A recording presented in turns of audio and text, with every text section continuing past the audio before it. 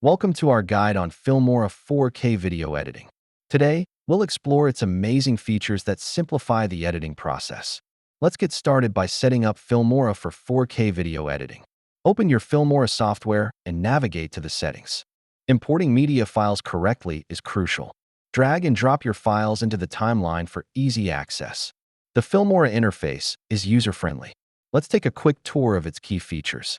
Now, we can dive into basic editing techniques like cutting, trimming, and splitting your clips.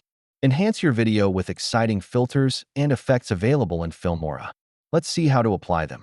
Sound is just as important as visuals. Learn how to add music and make audio adjustments for a polished finish. Make your videos stand out by incorporating stylish text and titles. Here's how you can do it. Finally, let's export your masterpiece.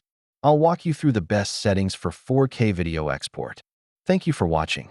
Remember, practice makes perfect.